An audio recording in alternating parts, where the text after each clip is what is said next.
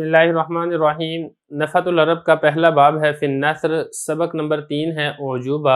اسی سبق کا چھٹا حصہ ہم آج پڑھ رہے ہیں۔ ایک واقعہ چل رہا ہے، ابو علی کی غلطیاں نکالی تھی خلیفہ نے، اسی واقعے کا باقی آدھا حصہ وہ ہم انشاءاللہ آج کے سبق میں پڑھیں گے۔ عبارت دیکھیں، یا جاہلو ان ذالک فی النبی صلی اللہ علیہ وسلم فضیلتا وفیک وفی امثالک نقیصتا وَإِنَّمَا مُنِعَ ذَلِكَ النَّبِيُّ صلی اللہ علیہ وسلم لِنَفْيِ الظَّنَّةِ عَنْهُ لَا لِعَيْبٍ فِي الشِّعْرِ وَالْكِتَابِ وَقَدْ قَالَ تَبَارَكَ وَتَعَالَى وَمَا كُنْتَ تَتْلُو مِنْ قَبْلِهِ مِنْ كِتَابٍ وَلَا تَخُطُّهُ بِيَمِينِكَ إِذًا لَارْتَابَ الْمُبْطِلُونَ۔ عبارت پڑھ دیا، اس کا ترجمہ دیکھ لیں، پھر انشاءاللہ اس کی تشریح کرتے ہیں۔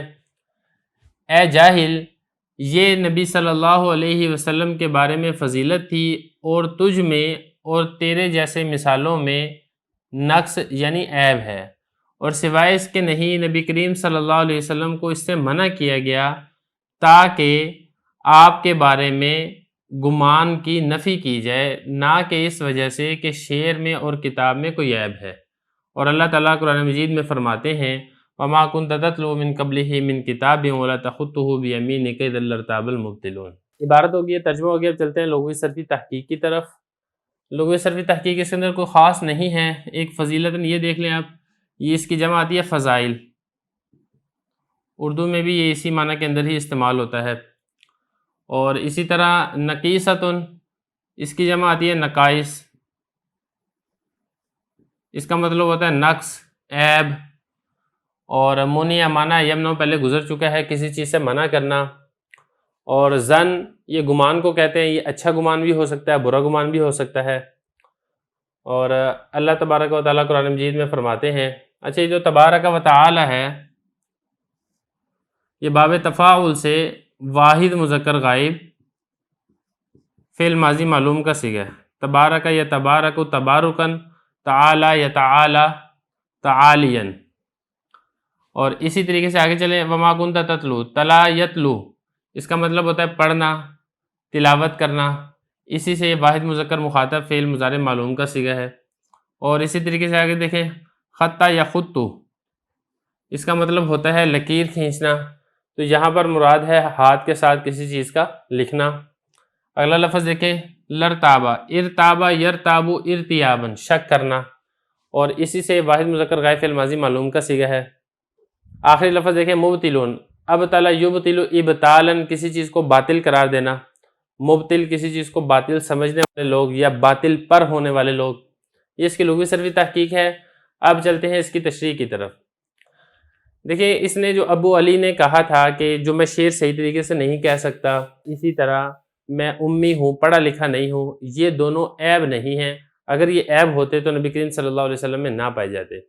کون سے نبی کریم صلی اللہ علیہ وسلم؟ ایک تو امی تھے، پڑھے لکھے نہیں تھے، کسی درسگاہ میں تعلیم حاصل نہیں کی تھی، اور اسی طرح آپ صلی اللہ علیہ وسلم کو اللہ پاک نے شعر کہنے کی تعلیم نہیں دی تھی، جیسا کہ قرآن مجید میں بھی آتا ہے وَمَا عَلَّمْنَاهُ الشِّعْرَ وَمَا يَنبَغِي لَهُ، ہم نے آپ کو شعر کی تعلیم نہیں دی اور نہ ہی آپ کے لیے مناسب ہے۔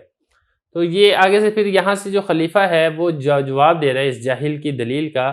جاہل کی دلیل کا جواب یہ دیا کہ دیکھیں، نبی کریم صلی اللہ علیہ وسلم کو جو شعر نہیں کہا کرتے تھے اور اسی طرح کسی درسگاہ میں تعلیم حاصل نہیں کی تھی، تو یہ آپ صلی اللہ علیہ وسلم کے لیے عیب نہیں ہے، بلکہ آپ صلی اللہ علیہ وسلم کے لیے فضیلت کی بات ہے۔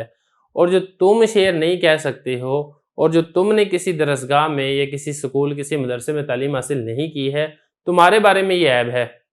وجہ کیا ہے؟ وجہ یہ ہے کہ آپ صلی اللہ علیہ وسلم کو جو ان دونوں چیزوں سے منع کیا گیا تھا، شعر کہنے سے منع کیا گیا تھا، اور اسی طرح آپ صلی اللہ علیہ وسلم کو کسی سے تعلیم حاصل کرنے سے جو روکا گیا تھا، اس کے پیچھے ایک خاص وجہ تھی۔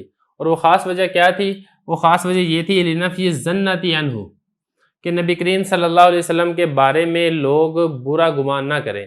دیکھیں، اگر آپ صلی اللہ علیہ وسلم کسی سے پڑھے لکھے ہوتے، تعلیم حاصل کی ہوتی، تو جو باطل پرست لوگ ہیں، مشرک لوگ ہیں، وہ یہ قرآن مجید کے بارے میں بھی الزام لگا دیتے کہ قرآن مجید بھی وحی الہی نہیں ہے، بلکہ آپ صلی اللہ علیہ وسلم نے تو جس استاد سے تعلیم حاصل کی ہے اسی استاد سے یہ والا کلام سیکھ کر آئے ہیں۔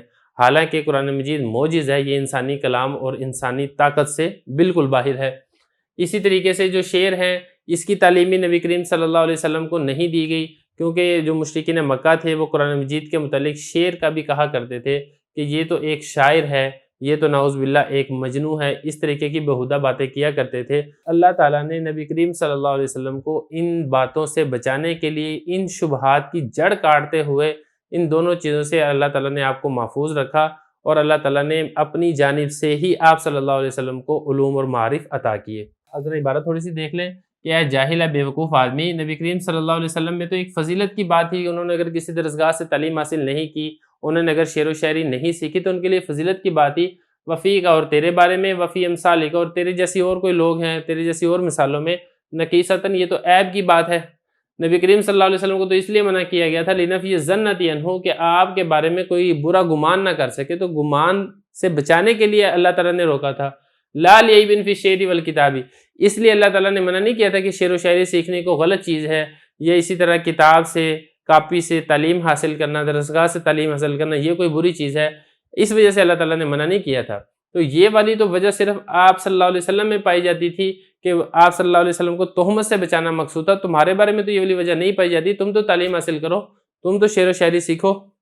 تو یہ آگے پھر دلیل کے طور پہ اللہ تعالیٰ کے قرآن مجید کی آیت بھی پیش کی ہے کہ اللہ تعالیٰ فرماتے ہیں وَمَا كُنْتَ تَتْلُو مِن قَبْلِهِ مِن کتاب، کہ اے محبوب آپ اس سے پہلے کوئی کتاب کی تلاوت نہیں کرتے تھے، آپ کو پڑھنا نہیں آتا تھا، اور اسی طرح آپ کو لکھنا بھی نہیں آتا تھا کہ آپ نے اس قرآن مجید کو اپنے ہاتھ سے لکھ لیا ہوتا، کیونکہ اگر آپ اس سے پہلے کسی آسمانی کتاب کی یا کوئی اور کتاب لکھنا پڑھنا جانتے ہوتے، یا آپ اپنے ہاتھ سے لکھنا جانتے ہوتے، اِذًا لَارْتَابَ الْمُبْطِلُونَ، تب تو جو باطل لوگ ہیں وہ اس قرآن مجید کے بارے میں بھی شک کرنا شروع کر دیتے۔